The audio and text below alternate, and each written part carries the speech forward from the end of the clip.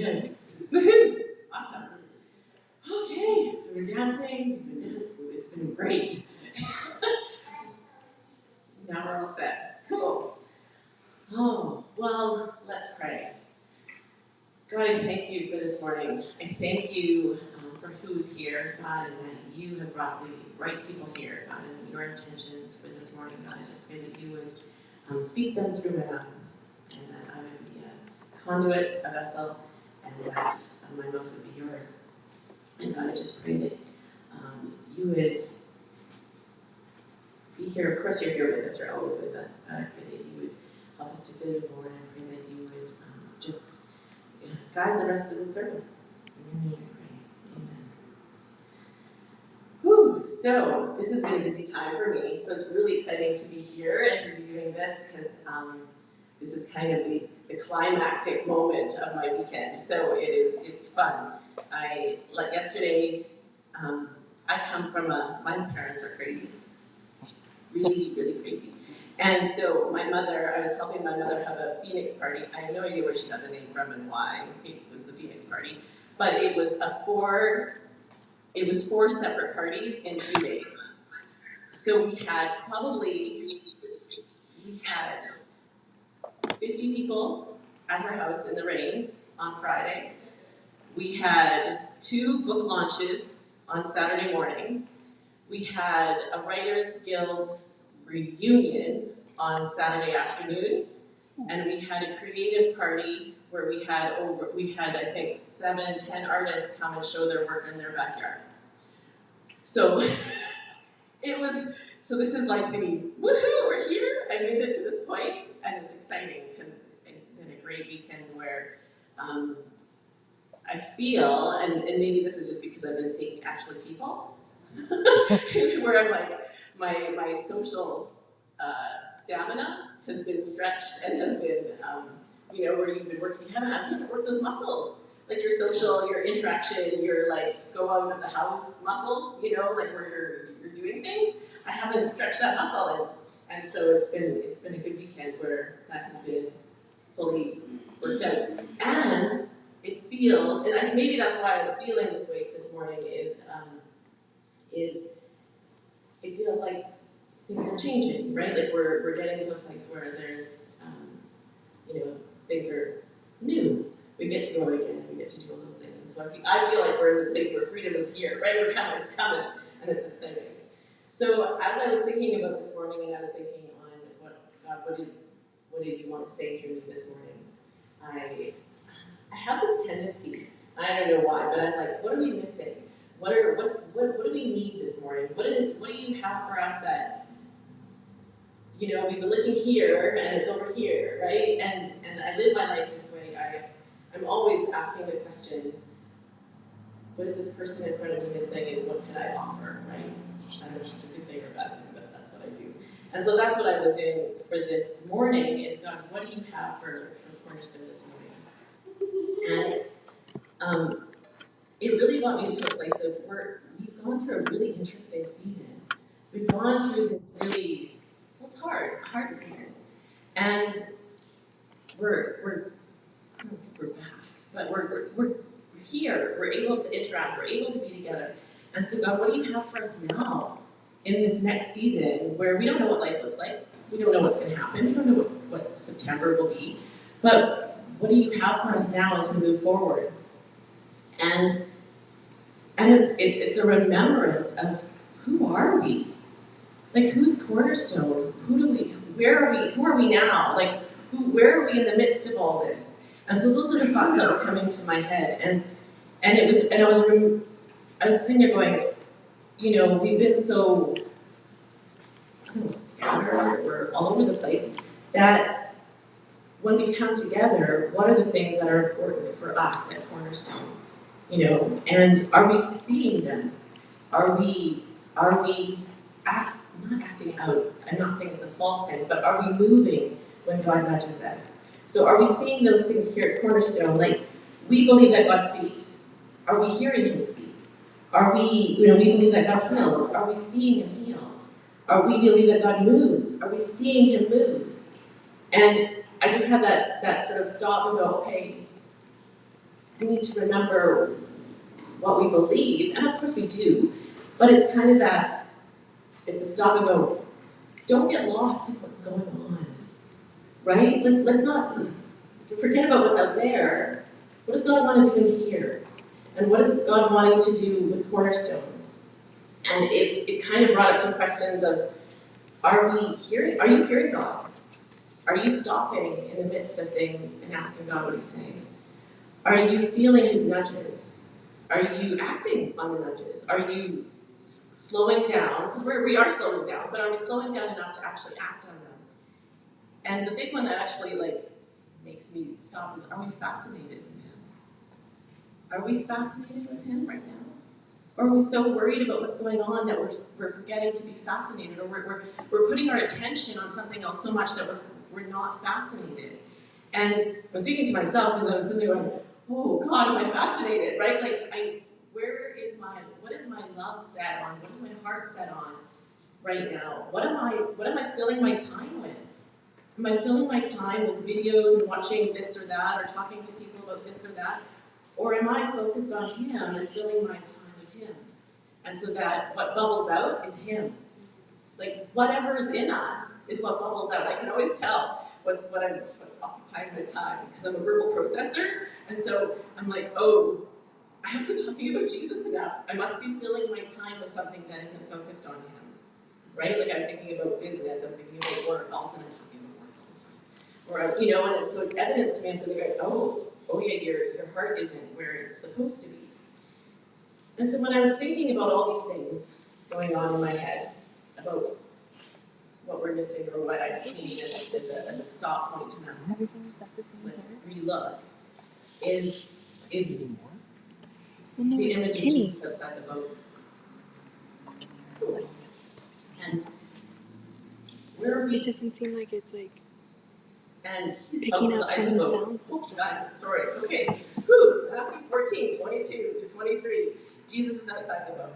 And I feel like he's calling us to join him outside the boat. Yep, exactly. And so it's a reminder to us, and it's a call to us to be fascinated enough and to be excited enough to join him. And so I'll read Matthew 14, 22 to 33 if you want. I don't have slides today, so we're going old school.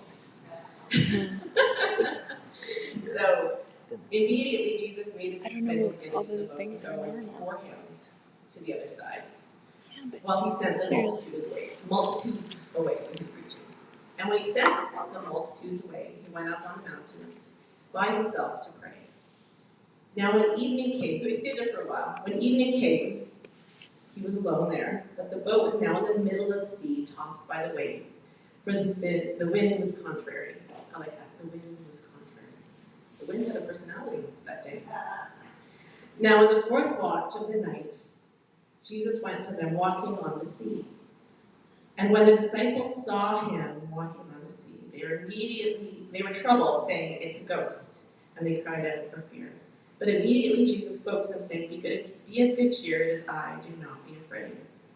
And Peter answered him and said, Lord, if it is you, command me to come to you on the water. So he said, Come. And when Peter had come down out of the boat, he walked on the water to go to Jesus. But when he saw that the wind was boisterous, he was afraid and beginning to sink. He cried out, saying, Lord, save me. And immediately Jesus stretched out his hand and caught him and said to him, Oh, you of little faith, why did you doubt? And when they got into the boat, the wind ceased. Then those who were in the boat came and worshipped him, saying, Truly, you are the Son of God. So can you imagine being one of the disciples on the boat that night? It was difficult, to say the least. And actually, the people of that time were actually afraid of being on the water, so they were really scared. Even though they're fishermen, they actually didn't swim a lot. So it was quite fearful for them. And so they're on the sea, the storm's crashing, they're in the midst of it. They're tired from a day of ministry, and now they're up late fighting a storm. And they see this person coming out of the watery mist, I'm sure. And they were thinking it was a ghost, because even if logically they could see that it was Jesus, that just wouldn't compute, right? Like, it wouldn't, like, why would, why would he be walking? It just doesn't compute. But, so they, like, wondered if it was a ghost. But then, because they knew men could walk on water and all, so they're afraid. And he calls to them and identifies himself. And they probably recognized his voice and recognized him. And then they're thinking, well, of course, Jesus can walk on water. He's the Son of God, created the water, designed the laws of gravity, and understands everything. So of course he can walk on the water. And so they believe. And then, of course, Peter says, if it pleases you to allow me to come out to you. And Jesus says, sure, come. And the rest of the disciples won't. It's not that they're unaware, they're watching. And they're wondering what's going to happen, because here's Peter spouting, almost daring, tell me to come out to you. Like, in some ways, it's a little bit of an affronting comment for him, because it's an interesting one, and he's like, and so he's like, and then he gets the agreement and the green light. And I wonder what it would have been like to be the other disciples. Shoot, I should have asked, right? Why does he think he has the gall to ask? Why didn't I? Why him? That's not fair. Like, all are human, right? All human that we get going on, right? And the jealousy or the, all the things that could be flooding through and you have to battle away, of course. And Peter then says, sure, I'll do it. And so he puts his leg over and goes. And he's the first man to walk on water. And he's willing him to do what he could never do on his own, walk on water. Modern day water walkers may never physically walk on water, but they are enabled by God to do what they could never do on their own. But of course, Peter's human, it happens, and his faith gives out a little and he starts to sink. He looks at the waves, and he takes his eyes off Jesus, and he sinks. Oh no. Slowly. It says slowly, so it's not like down, slowly sinking. And did Peter fail? I think he did, at least a little. He took his eyes off Jesus, his faith wavered, he's saying. But he wasn't the only failure that night. There were 11 other failures in the boat, in my opinion. They failed quietly. It's often unobserved and uncriticized. But they never got out of the boat, right? And if Peter was told, ye little faith, what was the size of the faith of the guys in the boat? I think Peter was lucky. Not lucky, blessed. I don't know. There's lots of good things for Peter in that moment. Let's say it that way. Because only Peter knew the glory of walking on the water. And when people walk on water, they trust God. And they experience God's power enabling them. They have a new memory. They have a new history. They have a new way of thinking that marks them as they go forward, that they can think back to that moment when you walked on water with Jesus, and he supported you, and he kept you, and you can remember back to that. And so when you move forward, you have a new marker of what God and what Jesus does for you in those moments. And that's huge. So even though he tried and sank a little, he's for the better of it by far. And so to me, this is a fundamental thing that we need to think about today, is if you want to walk on water, you've got to get out of the boat. You've got to get out. And it's scary. I can't even imagine. But if you want to experience that power in our life, if you want to experience the power, you actually have to get out of the boat. You have to say yes. That's nudges, that's things that happen in your life. Those are the things that catch your attention as you go. But those are the moments, potentially, where you've got to say that he's asking you to do something. And he's giving you the power, he's enabling you to do these things that you maybe couldn't do on your own. Well, for sure, walk on water you could. So if everything you're attempting to do can be done in your own power, you need to get out on the water. So what I mean by that is if everything in your life is easy, if everything you're doing is not taking a step of faith and it feels like you're a solid boat, you might need to step out, because that means you're really quite comfortable. So I have 2 questions today to ask as we look at this story and as we go through this. What keeps us from getting out of the boat? Why do you sort of go, oh, that's not for me? So fear. Fear is the opposite of faith. So there's 365 fear nots in the Bible, one for every day of the year. I read that, I was like, oh, I need to find them all, and then started thinking, fear not. But, we're going to stand, in front of Jesus at one point, and I don't want to be the person who was too afraid to be on the boat. I don't want to, of course it doesn't, it's not a salvation issue, but it's when we stand before him. And he said, I asked you to do this, but you didn't say yes. Why didn't you? I'm scared. I don't know. Joshua 1:9 says, have I not commanded you to be strong and of good courage, and do not be afraid, nor be dismayed, for the Lord your God is with you wherever you go. Isaiah 41:10. Fear not, for I am with you. Be not dismayed, for I am your God. I will strengthen you. Yes, I will help you. I will uphold you with my righteous right hand. 2 Timothy 1:7. For God has not given us a spirit of fear, but a power of love and a sound mind. So it's time to get rid of fear and walk in faith.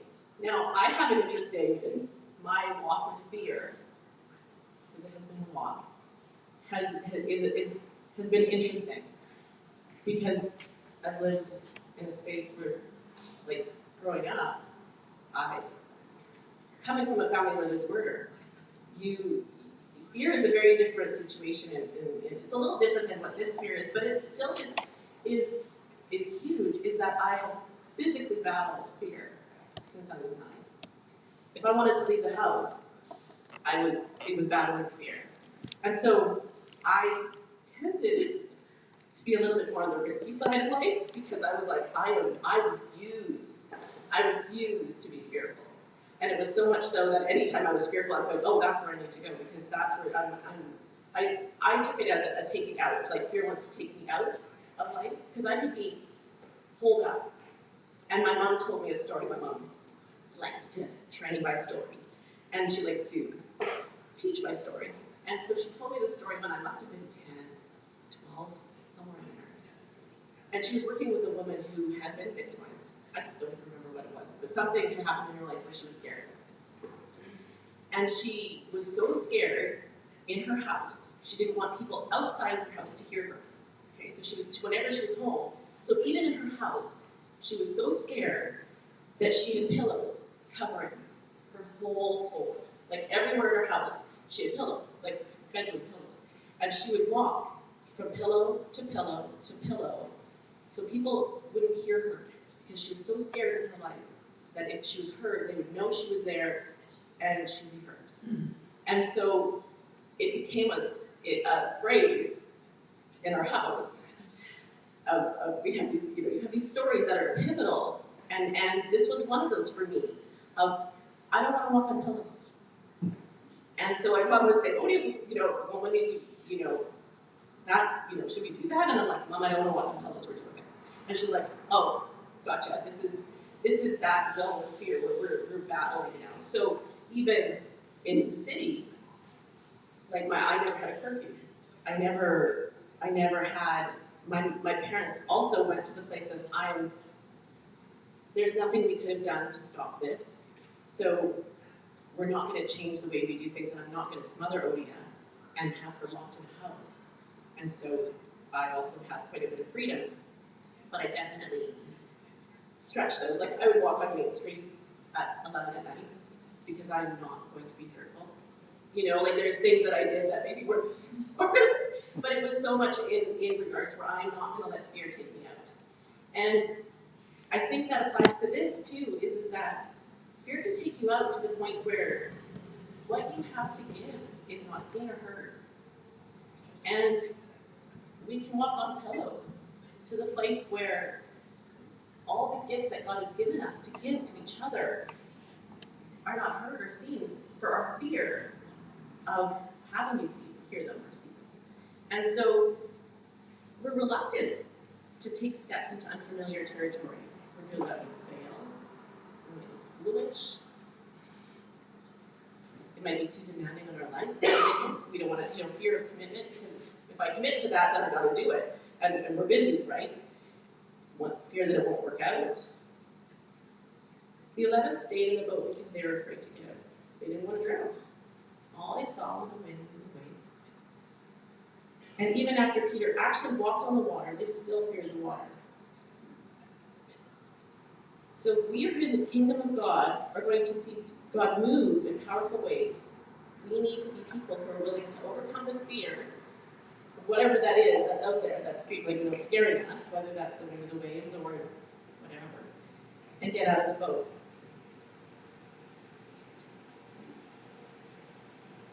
And so what about you? What is it that you would do for Jesus if you weren't afraid? If you weren't fearful, what would you do?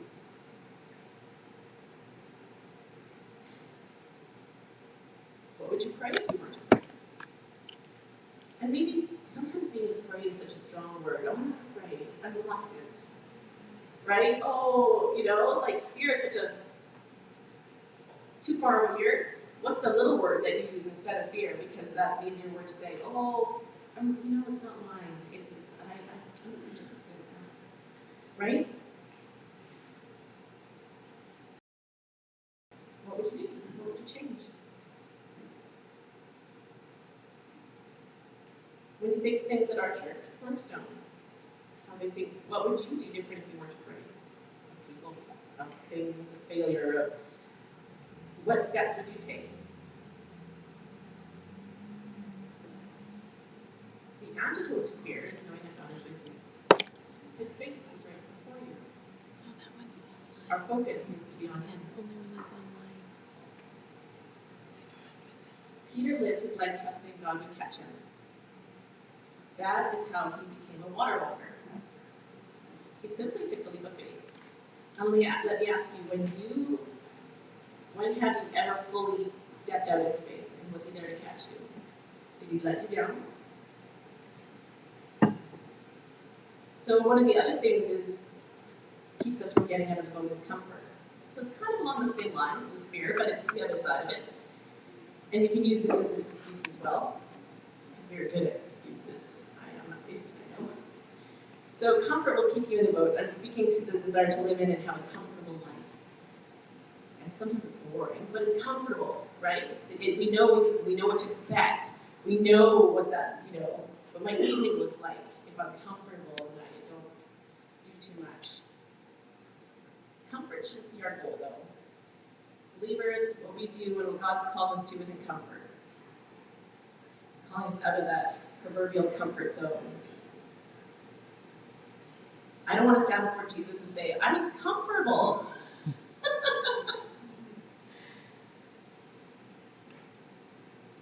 God is calling us to be water walkers. He wants us to do great things for Him. I don't think comfortable is in the mix there. So, I actually heard somebody call the disciples boat potatoes. Like instead of couch potatoes, they're boat potatoes. I thought that was funny. I don't necessarily want to use that word, but I just thought it was funny. Because I just thought, I'm so visual. I'm seeing all these boats, these potatoes. It's funny. But there are people who are addicted to comfort. And they fail to extend themselves. They're content to watch others walk on water, to step out and do the things. And they get excited for them and they live vicariously through them. Right? Like you get excited for the missionary who's doing that great thing. You get excited for the person who gets up and says the prophetic word. And it's great to be supportive and to be cheering people on, for sure. But what are you going to do? What are the things God's nudging you to do that could get you out of the proverbial, boat and to do what God's asking you to do? So John 15:16 tells us that we're called to be fruit bearers. And if you are willing to follow Jesus and to be fascinated enough with Him to get out of the boat and to go and join Him in the waves and the water, you'll bear fruit. You did not choose me, but I choose you, he said, and appointed you that you should go and bear fruit, and that your fruit should remain, and whatever you ask the Father in my name, he will give you. He chose us. And he gave you. My mother was talking about something yesterday, and she said that we're here. I'm going to screw it up too. She said we're here in 4 quadrillion. Like, the chance of you being born is 1 quadrillion of a chance. So what that means with the sperm and the egg and all the things and all the stuff, it's quite a miracle that we're actually here. It's one. Yeah. Anyway, I'm not going to try and say it again. So, but I was like, that's incredible. Like, how much we are here for this time right now. It's not a mistake. It's not a happenstance. We're here. And what does God want us to do in such a time as this? What has He got for us? And Peter decided to get out of the boat. He didn't do it just because it was exciting. His primary reason was that because Jesus was there. And Jesus is still looking for people who will get out of the boat. And when we get out, we're never quite the same. So what is God inviting you to do? What does getting out of the boat mean for you? It's different for everybody. We all, like, if we need to actually walk on water, we would. But this is a metaphor, of course. So followers of Jesus have always had to take risks, to step out into the unknown. We take risks not for the thrill of the spotlight, but risks in order to be faithful. So everyone needs a place to serve. So it is a way that we can serve each other and the opportunity to see God work. And everyone needs to be involved and have a place of involvement as well. Because what we fill ourselves with is what we bubble out. And so for some, getting out of the boat is making a meal for someone. Like, I'm not saying getting out of the boat has to be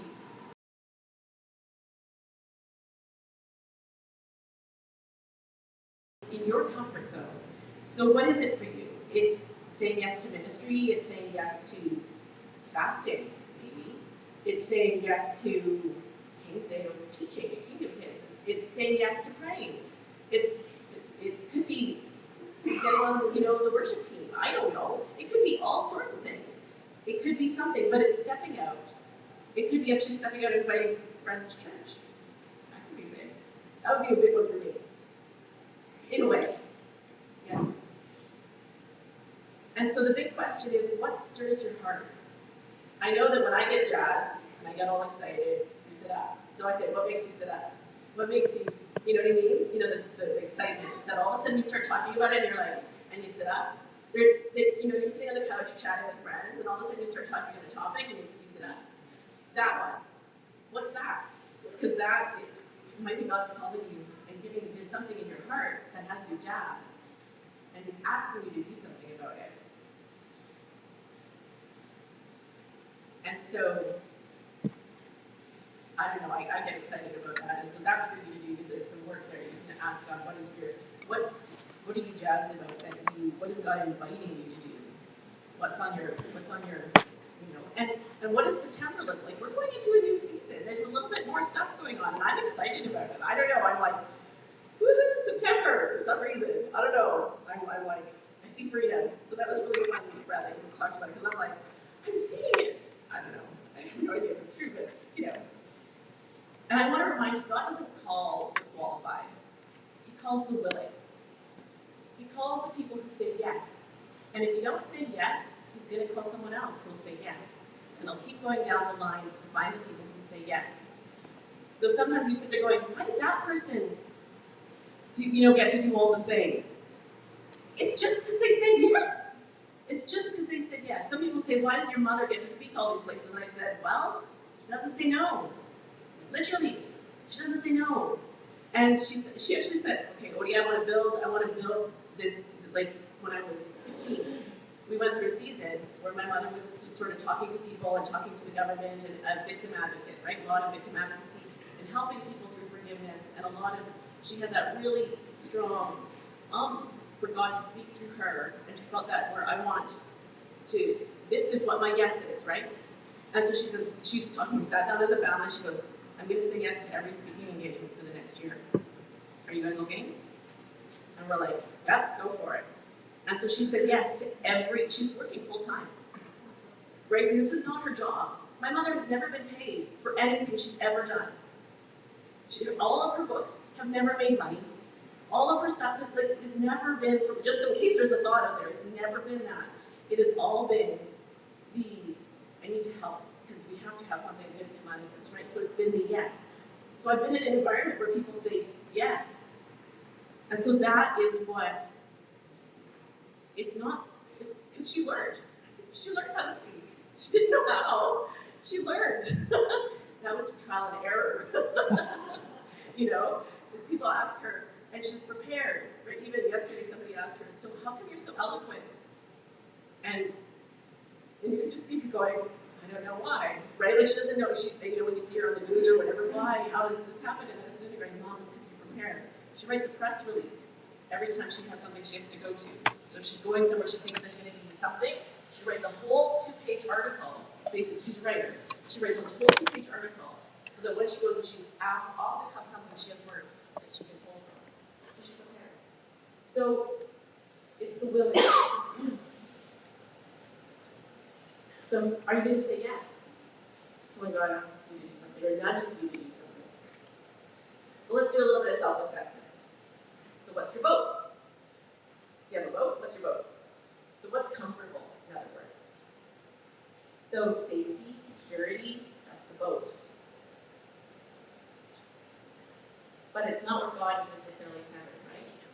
It could be your job, could be your house, could be your marriage, which is good things, definitely, but it could be where your schedule, I like my schedule. That's my vote, right? I like my schedule. I like to go to bed at a certain time, I like to wake up at a certain time. The vote is whatever you're tempted to cling to, especially when life gets stormy. So once you go, oh, I need to get back to this, because my life is a bit crazy, so I need to, that stuff. Your vote is whatever pulls you away from high adventure of extreme discipleship. For some reason I have the thought of I need to wash my hair.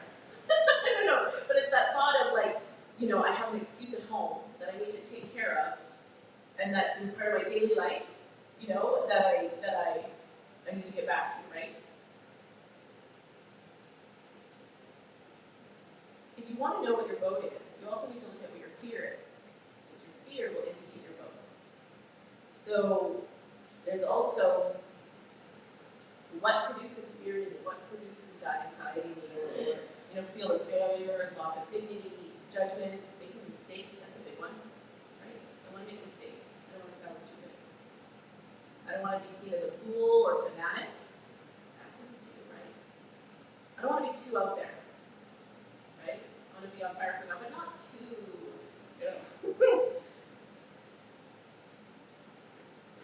Yeah, and so what areas of your life are you shrinking back from fully and courageously trusting God? Fear will tell you what your vote is. But I would remind you is that if you want to walk on water, get out of the boat. And you have to remember that when you get out of the boat, I don't want to not say this, is it does get windy. Okay? It does get a little stormy out there. So when you walk on water, it's not always easy. And so I do need to say that, is that, when you're doing the things that God has called you to, those things that are beyond your fear, you're getting out there, you're doing those things, that it's taking new ground, and you're unveiling some of the critters that are out there that don't want you to take that ground. And so you do need to be praying. You need to be in coverage of that, because you need to, plead the blood and cover and, do all those good things, because it is scary out there, and there is parts where we know that, all of a sudden weird things are happening to us and everything's breaking down, and we're like, oh, we made new ground. It's worth it.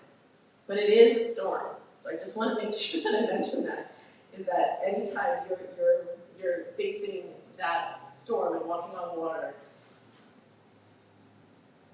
he is there, and he loves you, his face is there for you, and there is wind, and so but it's good. So Peter faced choices we all do, the choice to follow Jesus, the choice to grow, the choice to overcome fear. The fear never goes away. I'm not over fear, but it's always lurking. But the other thing I want to tell you is that if we grow, the next time it's easier. You hear clearer. You know what to do better. You know how to cover better. You know how to pray better. You know how to clean. You know what to do better. And so it gets easier, right? It's that thing about the next time you have that remembrance, as I said in the beginning, where you have that stake in the ground, this is what Jesus did for me, and this is how he supported me. And so you can, when you go the next time, I'm like, okay, I gotta do it again. And then it's easier. But it also is the other way. Because if you don't say yes, the voice gets quieter. The call gets less. And it'll get quieter, and it's harder to hear that, you can come join me. I'm calling you here, right? So we want to be listening. It's an area for growth. It's the area where faith truly develops, is when we take risks. And you find out what gets you jazzed and what God has for you, right? What makes you sit up. That comes clearer. People go, what's your calling? What does God want from you in my life? I'm like, well, what bubbles in your heart? And so where are you this morning? Huddled in a boat, your life jacket on? Seatbelt on? One leg in, one leg out? Are you out of the boat? Scared? Fearful, clinging to the edge, but you're out there? Are you looking in the eyes of Jesus? Is he holding you up? So let's pray. God, I thank you that you are our destination. That when you call us, we walk to you. And wherever life takes us and wherever you call us, you are there to help us. Help us to seek you. Help us to trust you. And help us to obey you and to hear you and to say yes. God, I pray that wherever the storms are, wherever the fear is, whatever the boat is, God, that you would reveal those things to us. And that you'd show us what that is, God. So that when we have those nudges and when we have those things, we can say no to the fear and yes to the actions and the goals and the love you have for us, God. Give us strength to get out of the boat.